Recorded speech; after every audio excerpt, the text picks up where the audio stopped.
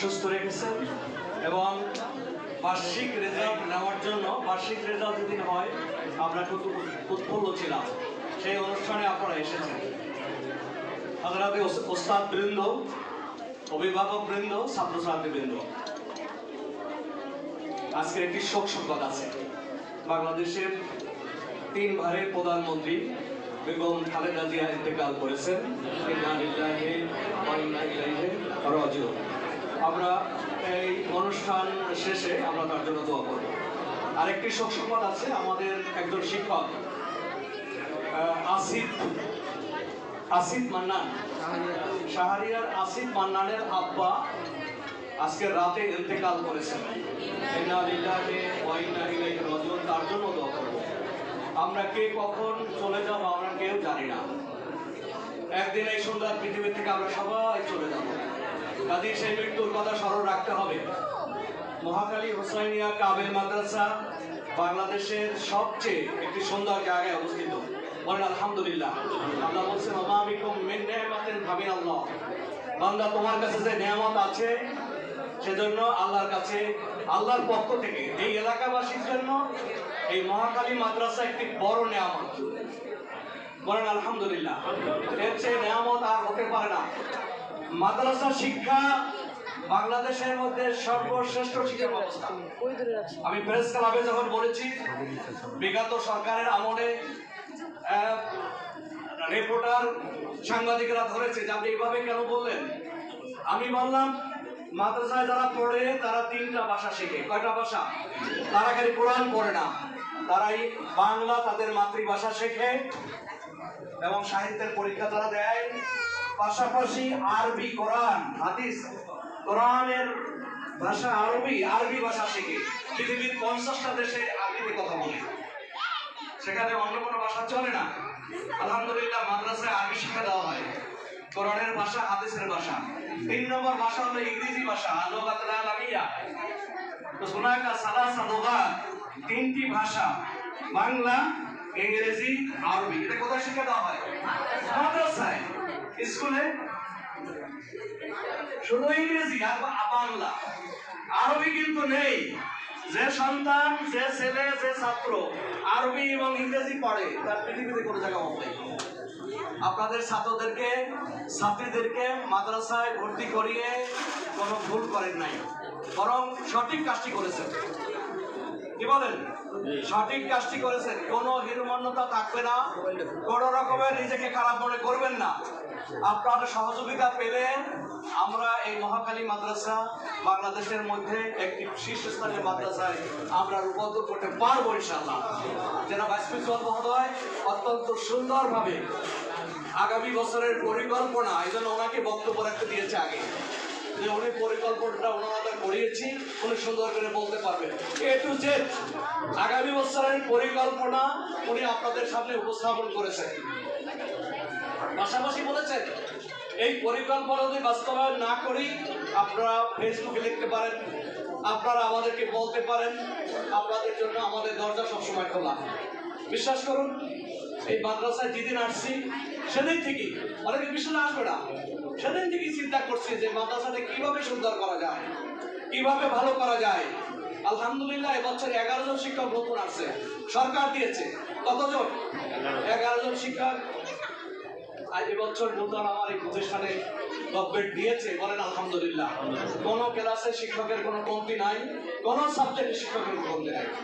আপনারা আশা করতে পারেন আগামী এই বছরের শুরু থেকেই লেখাপড়া করতে হয়। আমার ছাত্র লাইফের কথা আমি বলতে পারি, আমি কখনো ক্লাস মিস করিনি। একটি মাদ্রাসায় 12 বছর পড়েছি, সারসিনা আলিয়া মাদ্রাসা। ক্লাসে 100 ছাত্র ছিল। প্রথম বেঞ্চে সবসময় বসে সবার আগে এসে 3 মিনিটে খাবার খেতে হতো। কয় মিনিটে? 3 মিনিটে। ওই প্রতিষ্ঠানটি শুরু হতো 11:30টায়। হোস্টেলের খাবার 3 মিনিটে চেষ্টা করতে পারলে প্রথম বেঞ্চে জায়গা পাওয়া যেত না। এবং সেখানে তখন প্রায় 2000 ছাত্র, এখন প্রায় 5-6 হাজার ছাত্র। তো সেই ছাত্র ছোট থেকেই বোঝা যাবে যে আপনি কেমন হবেন। সকালবেলা সূর্য দেখবে, সারাদিনটি কেমন যাবে। আচ্ছা, হাদি তো একটা মাদ্রাসা ছেলে নাকি? ওসমান হাদি মাদ্রাসা ছেলে না স্কুলের ছেলে? মাদ্রাসা ছেলে। ওসমান হাদি 32 বছরে যা করেছে একটি মানুষ 100 বছর যদি 1000 বছর বেঁচে থাকে তা কি করতে পারবে? ছেলেটারা কোথায়? মাদ্রাসা। সেটা ইসলামের কথা বলেছে, সে ন্যায়ের কথা বলেছে, সে কিভাবে বাংলাদেশ ইসলামিক ওয়েতে চলবে, কোরআনের শাসন কিভাবে প্রতিষ্ঠিত হবে, কোন জুলুম থাকবে না, সব মানুষ সুন্দরবন থাকবে, সেই কথাই দোস্ত আমি বলেছি। আল্লাহ তাআলাকে নিয়ে তোমরা নিয়ত করো, তোমরা তাকরিমের মতো হাফেজে কোরআন হবে, ওসমান আলীর মতো তোমরা নেতা হবে ইনশাআল্লাহ। এখান থেকে তোমাদের যারা যে ক্লাসে পড়ো, এই ক্লাস থেকে প্রধানমন্ত্রী হবে বাংলাদেশে, এই ক্লাস থেকে প্রেসিডেন্ট হবে বাংলাদেশে। মাদ্রাসার ছেলেরা সারা বাংলাদেশের সব জায়গায় নেতৃত্ব দিচ্ছে, তোমরা নেতৃত্বে যাবে আমি আশা করি। আমি আপনাদের সময় নষ্ট করব না, সেজন্য আমি শেষে নিয়েছি যাতে কম কথা বলে শেষ করতে পারি। আমি আমার রাষ্ট্রপতি মহোদয় যেভাবে বলেছেন, অভিভাবক আপনার সন্তানের পিছনে আলিমের মতো থাকতে হবে। ও ঠিক মতো মাদ্রাসায় যাচ্ছে কিনা, ওর লেখাপড়ার ব্যাপারটা আপনি বুঝেন না, তারপরে ও লেখাপড়ার বিষয়টি আপনি দেখবেন, আপনি খাতাটা ধরবেন, আপনি বুঝেন না, তারপরে ধরবেন, ওর থেকে শুনবেন সূরা ফাতিহা পড়তে পারে কিনা, ওকে জিজ্ঞাসা করবেন ফজরের নামাজ কয় রাকাত, জোহরের নামাজ কয় রাকাত, সুন্নাত কয় রাকাত, এগুলো জিজ্ঞাসা করবেন। যদি ও বলতে না পারে আমাদের ওস্তাদদেরকে দায়ী করবেন। কি জন্য মাদ্রাসা দিয়েছি? নামাজের বিষয় জানে না, কোরআন পড়তে পারে না, কোরআন পড়ার জন্য তো মাদ্রাসা। আমরা নুরানি ব্যবস্থা করেছি, এলাকাবাসী আবেদনে আমরা নুরানি শাখা প্রতিষ্ঠা করেছি। নুরানি ছিল না এখানে।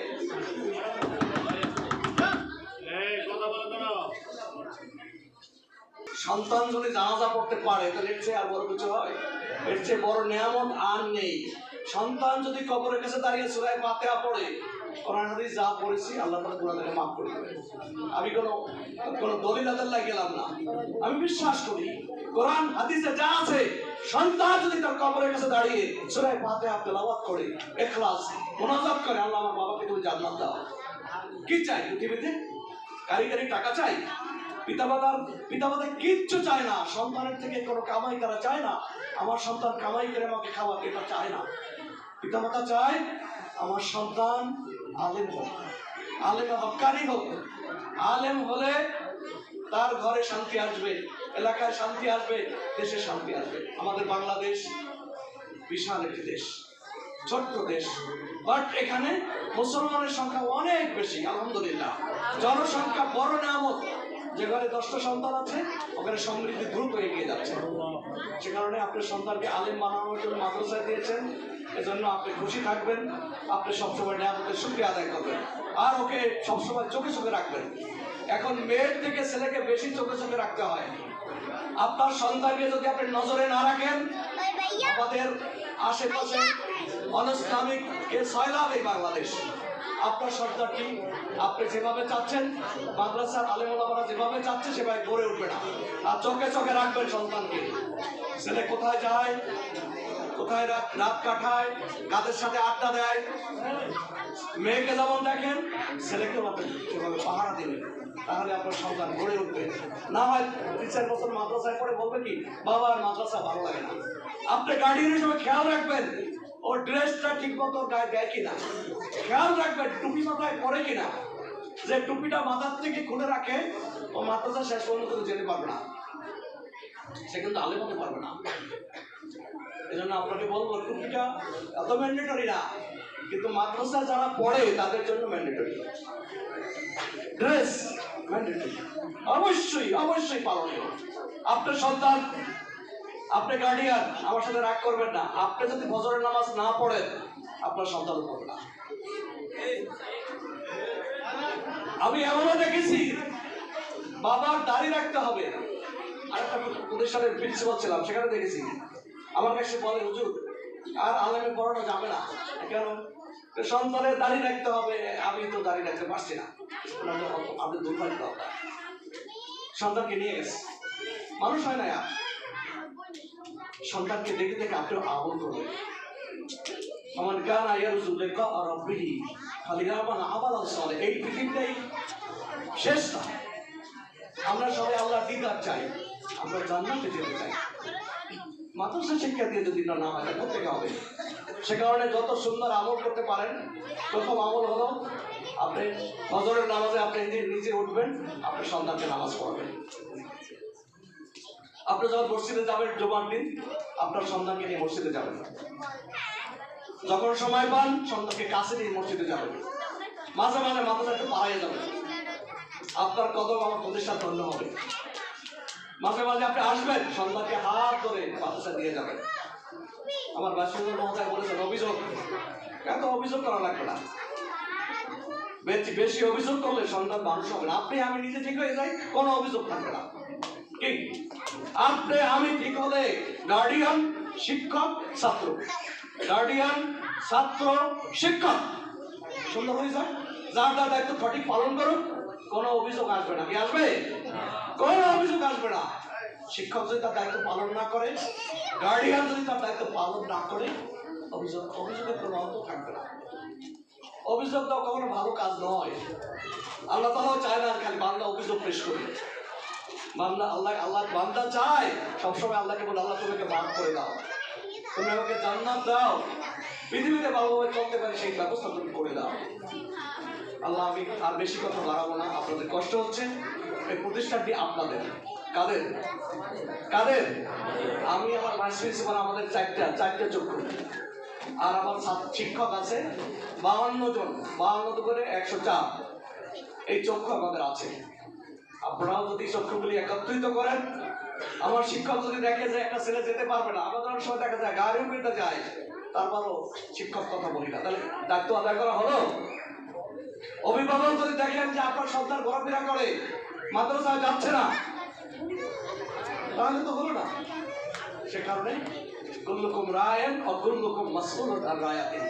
আল্লাহর নবী বলেছেন, তোমরা সবাই যার যার জায়গায়, তুমি হলেন অভিভাবক, তোমাকে প্রশ্ন করা হবে। সন্তানকে ভালো মতো চালালে আপনি সারাদিন রোজগার করেন কার জন্য? সন্তানের জন্য, পিতামাতার জন্য, অন্যান্য সদস্যদের জন্য। সন্তানকে খাওয়ালে অনেক সওয়াব। মানুষ ভাবে যে খালি মাদ্রাসায় দান করলেই খালি সওয়াব। তার সন্তানকে খাওয়া দাওয়া দিচ্ছেন, মাদ্রাসায় পড়াচ্ছেন, অনেক সওয়াবের আপনি বাড়ি দান হবেন। এবং এই আমলটি, এই যে মাদ্রাসায় পড়াচ্ছেন, আলেম হবে, নিয়াতুল মুমিনে খালিদ বিন আমালি, আপনার এই নিয়াতের কারণে আপনি জান্নাতবাসী হবেন ইনশাআল্লাহ। আপনি নিজে যদি চিন্তা করেন আমি জান্নাতে যেতে পারবো না, ম্যাডাম আপনাদেরকে বলছি, আপনি যদি আপনার আমল যদি বলে আমি যে আমল করি এটা আমাকে আল্লাহ জান্নাত দিবে না, দিবে না। আপনার কনফার্ম হতে হবে, আমি আল্লাহ প্রাপ্তির বিষয়টি নিশ্চিত করতে হবে। আমার আল্লাহ অবশ্যই আমার ইন্তেকালের পরে মনকে চাকরি করে সোয়াবও হবে না, আমি বিনা হিসেবে জান্নাতে যেতে চাই। এটা আমরা চাই কিনা? নাজাত চাই, জান্নাত চাই, ভালো পরিবেশে থাকতে চাই, দুনিয়া আখিরাতের কল্যাণ চাই। আল্লাহ আমাদের সকলকে দুনিয়া আখিরাতের কল্যাণ দান করুন। আমাদের সন্তানদেরকে নেককার বানাবো, আলেম বানাবো, হাফেজে কোরআন বানাবো, কোরআনের পথের মানুষ বানাবো। আল্লাহ আমাদের সকলকে কবুল করুন। আমার বক্তব্য শেষ করতেছি। আসসালামু আলাইকুম ওয়া রাহমাতুল্লাহ।